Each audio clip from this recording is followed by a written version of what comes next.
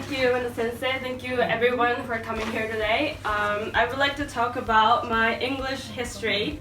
Actually, it's not such a successful, great story, but I just want to tell you that every one of you can be a great English speaker if you just continue and enjoy learning English. So I would be glad if my story can impress or motivate you in some way. So I want to talk about my English history by separating 4 stages. First of all, when I was a junior and high school student, and second of all, when I was during my university life, and the third step is doing the internship in the United States, and the 4th stage is job hunting and future perspective. So in my junior high school, there were a lot of students who can speak English, very natural English, because my school was kind of internationalized and welcomed a lot of students who used to live overseas. So even though I was in Japan, I can hear the very natural, very native English in the class every day. So I was kind of in the groove of non-English speaker right there. But gradually I feel after I listen to their talking in English, I feel their English is very beautiful. Their English sound is very beautiful, and I really want to speak just like that. So I decided to join the ESS Club, which means English Speaking Society, whose main activity is playing the musical in English. Then I learned a lot of things right there. I could hear the natural, very natural English from my friends and copy their pronunciation, practice together, and get on a badge from them.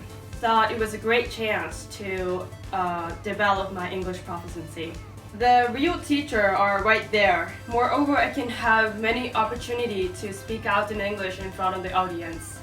So throughout my commitment to this ESS Club for almost 4 years, I feel like I got a confidence, and at least I am not so hesitating to speak out in English. Anyway, after graduating the school, I went to Keio University. I joined the International Community Circle. So we make a conversation partner and talk sometimes in English and sometimes in Japanese. I thought it was very interesting to share the cultural differences with other people. Surprisingly, they taught me a lot of things about Japan. But there are the things that we cannot see from inside, but they can see from outside. So I think it's very important to look at the country objectively. So to wrap up, in my university life, I wasn't able to catch the chance to study abroad, but still I continue learning English in Japan. So I can tell you, even though you're in Japan, you have a lot of things you can do. So studying abroad is not just the only way. My third turning point was when I was 3rd grade. I found a fascinating program, which is the government program to do the internship in the United States.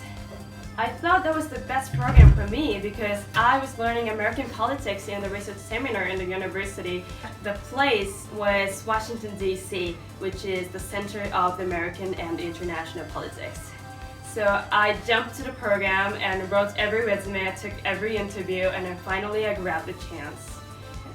Even though it was just a 4-month stay, it gave me a huge impact. So I can tell you one thing. I learned English is the strong and perfect tool to let you connect with the world. So finally I want to talk about my job and future perspective. After coming back from 4-month stay in the US, it was in the middle of the job hunting season in Japan. So I had to look for the companies I want to work for, but I haven't decided yet what do I want to do. But anyway, I have to do it, so I applied several companies, but of course, because I didn't make my decision, I couldn't pass any of the interviews. I was trying to think about what I truly want to do without thinking any limitation. Then the conclusion I reached out was becoming a diplomat. I wanted to work all over the world, not just in Japan, literally everywhere in the world. So I thought becoming a diplomat is the best and single way to realize my dream. But since I was already in the last grade of the undergraduate students, it was not a normal way to spend a whole 1 year to study for the exam to become a diplomat. But I believe that was the only way and the exact thing that I want to do. So I didn't care whatever other people say, just all the things I will have to do, just focusing on the studying. So I studied for a whole 1 year and then I passed the exam for becoming a diplomat. Then I will be diplomat from next month. So this is my story. I want to tell you the 2 messages. First, as I already mentioned, English is the best tool to let you connect with the world, with people all over the world. English let me connect with my best friends. English made it possible for me to have the variety of information. English let me broaden my perspective. Learning English made my life richer and very exciting thing. And the second thing is, go find and stick to something that you like.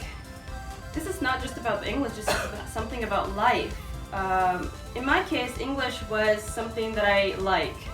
So that's why I was able to continue learning English even though I sometimes face some difficulties. Sometimes I feel like I want to give up. Sometimes I feel irritated because it takes so much energy and time and I cannot see the huge progress. The only thing you can see is just the step by step. It's not a leap.